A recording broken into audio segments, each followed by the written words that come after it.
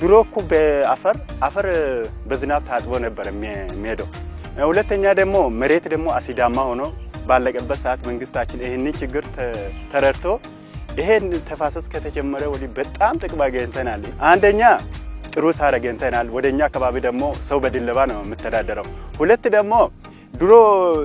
ይሄ አፈር በዝናብ እንትን ነበር የሚሄደው ተታጥቦ ይሄ አሁን ቀርቶ ይሄ ተፋሰስ ከተጀመረ ወዲህ እዚህ ውስጥ የሚታረሰው ሰብልና ያልታረሰበት አካባቢ የሚታረሰው ሰብል በጣም ልዩነት አለ ጥቅሙ ተደግሟል ብዙ ተደግሟል መሬትም ደህንነቱ በጣም ተቀይሯል ለኢህዲ አሰጣጥም ቢሆን እንደገና ለድለባም ቢሆን ብዙ ጥቅም ያገኘው የሚተከል ሳር አለ አብዛኛውን ህብረተሰቡ የሚጠቀመው በሳር ስለሆነ ሳር እንተክላለን ሳሩ ለእንትንም እንዳይፈስም ያደርጋል ለወደፊት ለከብትም ስለሚጠቅም ሳር ነው የምንተክለው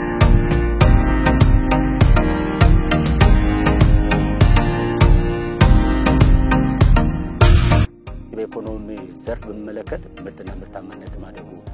የተለያዩ እዚህ አካባቢ ላይ ደከፋ በአኒማል በእርባታና በእርሻ ነው ወደሚተዳደረው በመኖ ዘርፍ ላይ ትልቅ ሳርን ተክሎ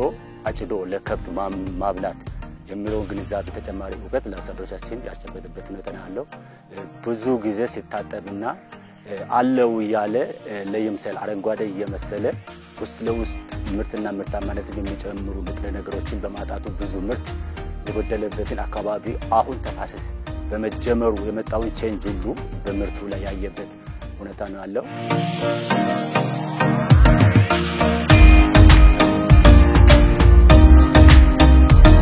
የተፋሰስ ልማት ኢኮኖሚክ ቫልዩ አለው ኢንቫይሮንመንታል ቫልዩ አለው ያው ዲግሬድድ የሆነ ኢንቫይሮንመንት ሪሃቢሊቴት እንዲያደርግ የሚሰራ ስራ አለ የለሙ ተፋሰሶች ውስጥ ሰዎችን በማደራጀት የልማቱ ተጠቃሚ እንዲሆኑ የማድረግ እዚህ ተፋሰስ ውስጥም እንዳያችሁት በቀፎ የተደራጁ አሉ በቡና በተለያዩ ሰብሎች የተደራጁ አሉ በየአደረጃጀቶቹ ተጠቃሚ የሆኑ ነው ያሉት ያለሙ የተወሰነው ለሃውስሆልድ ኮንሰምፕሽን ያደረጉ ያሉ አሉ በእነኚህ በለሙ ተፋሰሶች ላይ የለማ ያለው የመኖ ልማት የከብቶች ምርትና ምርታማነት እንዲጨምር የተደረገበት አግባብ አለ